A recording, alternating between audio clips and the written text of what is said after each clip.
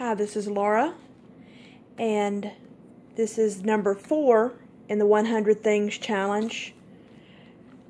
What I did here was, in the bag of items that I was using for this challenge, I had a Chipotle paper bag and various items, and I'll show you throughout the journal what I ended up making with it. So the vast majority of the book is the Chipotle bag, and what I did was I cut it completely open, and then I decoupaged fashion photos all over it on one side, let that dry, and then I cut that into 4, I believe it was 4 sheets, and you'll see them in the book.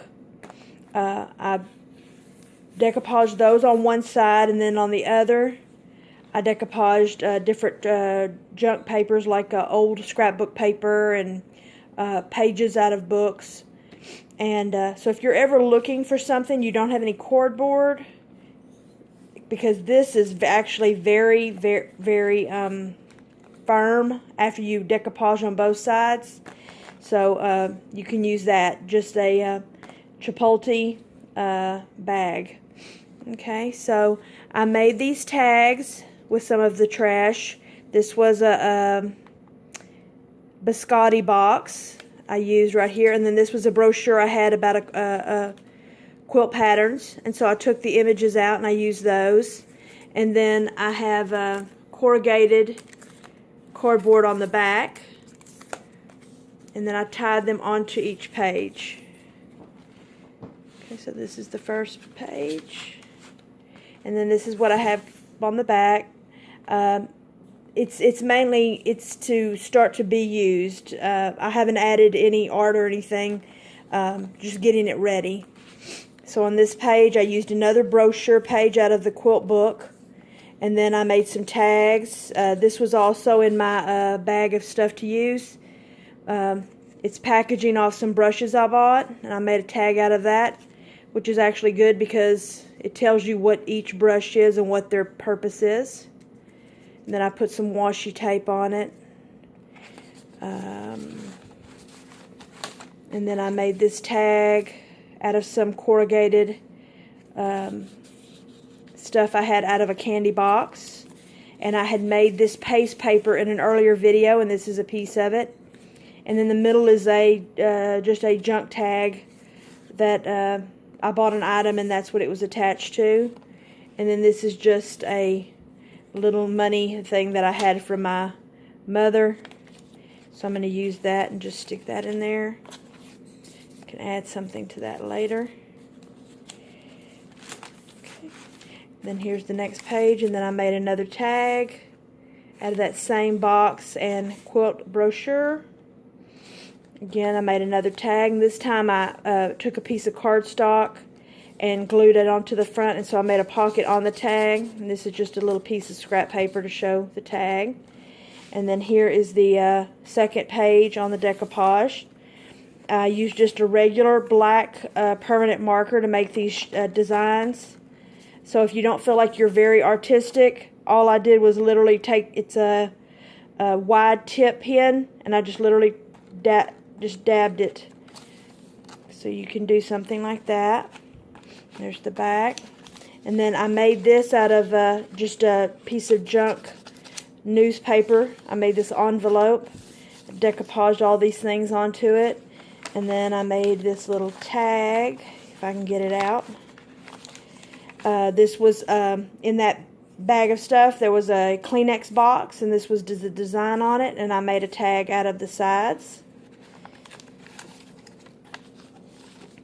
And then this was a brochure that was in that bag as well, and I liked it. I liked the original design, so I covered up some of the writing, and then you can journal right here. And then I had more of the quilt brochure, and I just covered up some of the advertising itself. And then on the back of that, I added another just blank piece to journal on, and here's another tag. Same thing. On these, I didn't put the corrugated cardboard on the back, and that way you could write on the back if you like. And then here is, and this is how I cover those decoupage pages, just literally old scrapbook paper that I'm not really in love with anymore. And this is a picture out of an old book I got for 10 cents at a library sale. Okay, here's another one of the pages and another tag, and I did cardboard on that one. And as you can see, I just took images and I just filled the page with different images from fashion magazines. And then this was also in the bag. This was an insert from the game my son plays, Magic the Gathering, and it had interesting art. And so I folded it to give it a little extra weight, and then glued it, and then I put some different washi tapes that I have. And this is another page out of that brochure for quilts. And I just put some washi tape on the back here, and then I can add stuff later. This was an image. This was the front of a brochure that was in that bag. So I just took some more of that quilt brochure, covered up the writing. I like the little image of the little girl. And this is also another part of that brochure for quilts. And then on the back of the brochure, I just took and I literally just smeared paint to cover up most of the writing, but I still left some of it because I like that. I like my journals to show a little bit, because people then, you know, they get an idea that I used something that's throwaway and I made a journal out of it. And again, I made some of those little marks to kind of cover some of the bigger writing. And then this is the back of this. And so this is the back. This was also in that bag of stuff. This was a little gift bag that my Avon order had come in, and so it said this on both sides, and since it was fashion and beauty magazines, I thought that was pretty interesting and apropos. Beauty for a purpose. And then this was just thrifted ribbon that I already had in my stash. And so that's this art journal. I use these little rings. I bought those a while back at like Dollar Tree, and I think they were like 10 of those little rings for $1. So that's a real good way if you're kind of hesitant to sew a binding. You could always buy these little rings. These were different colors. And that way you can make a journal and you don't have to sew the binding. Okay, and all together I really like it. I think it's real nice. And it's entirely, I would say, 95 to almost 100% just junk. Things that you would throw away. And anyway, so that's number 4. I have one more item out of that first bag of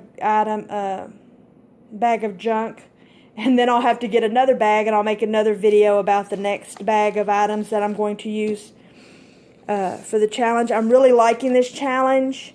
If you're like me and you have a tendency to hoard a lot of supplies, this is a good way to motivate you to use them up.